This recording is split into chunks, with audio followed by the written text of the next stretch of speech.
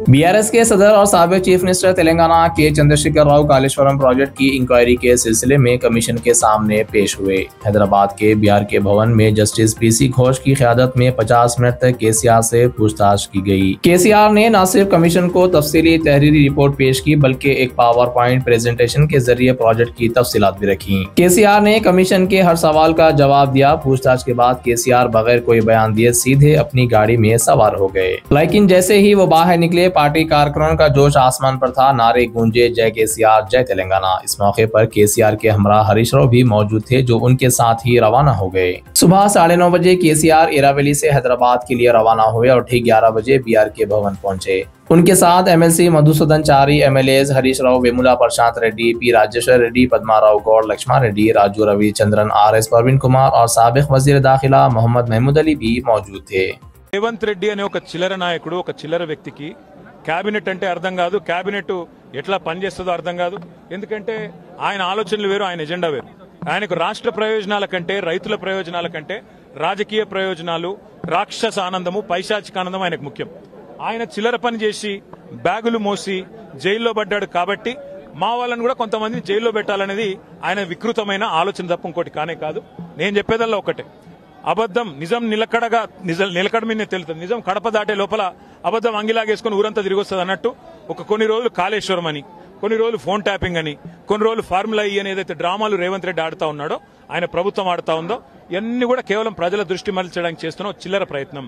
420 హామీలు, 6 గ్యారంటీలు అమలు చేయలేని ముఖ్యమంత్రి, చివరికి మంత్రివర్గ విస్తరణ చేయలేని ముఖ్యమంత్రి, చివరికి మంత్రివర్గ విస్తరణ చేసిన పోర్ట్ఫోలియోలు కూడా కేటాయించుకోలేని ఒక అసమర్థ ఫెయిల్యూర్ చీఫ్ మినిస్టర్.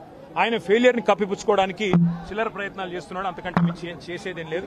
కేసీఆర్ గారితో ఇరిగేషన్ గురించి మాట్లాడడం అంటే హనుమంతుడి ముందు కుప్పిగంతులాగా ఉంటుంది. ఎందుకంటే కేసీఆర్ గారికి సమకాలీన రాజకీయాల్లో భారతదేశంలో ఆయనకున్నంత క్షుణ్ణమైన అవగాహన, నదులు, వాగులు, వంకలు, చెరువులు ఏం చేయొచ్చు అనేది, ఏం చేసి చూపెట్టిందో కూడా కేసీఆర్ నాయకత్వం తెలంగాణ ప్రజల ముందే ఉంది.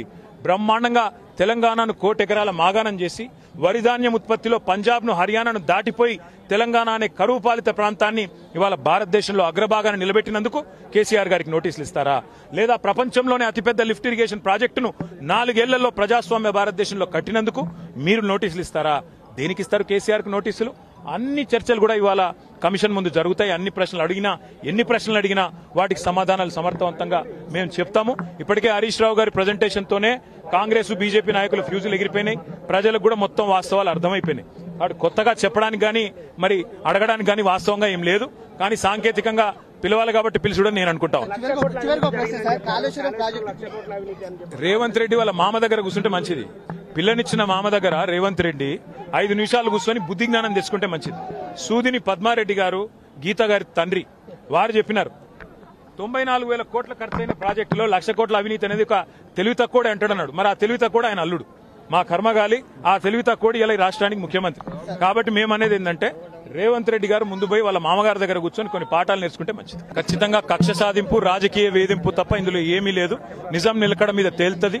ముమ్మాటికి అల్టిమేట్ గా ప్రజాక్షేత్రంలో, న్యాయస్థానాల్లో ఎక్కడెక్కడైతే ఇవాళ ఈ విచారణను, ఈ వేధింపులను ప్రజలు గమనిస్తున్నారో, 1,00,00,000 ఎకరాల మాగాణం చేసి పంజాబ్ను, హర్యానాను దాటే విధంగా తెలంగాణలో వ్యవసాయ ఉత్పత్తి పెంచిన కేసీఆర్ గారి మీద వేధింపుకు పాల్పడితే తప్పకుండా ప్రజాక్షేత్రంలో ప్రజలే బుద్ధి చెప్తారు.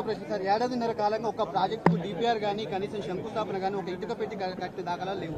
ఎట్లా చూస్తారు కాంగ్రెస్ పార్టీ? ఎట్లా చూసేదేముంది? ఇటు కూలగొట్టడానికి వచ్చింది తప్ప కట్టనికి రాలేదు.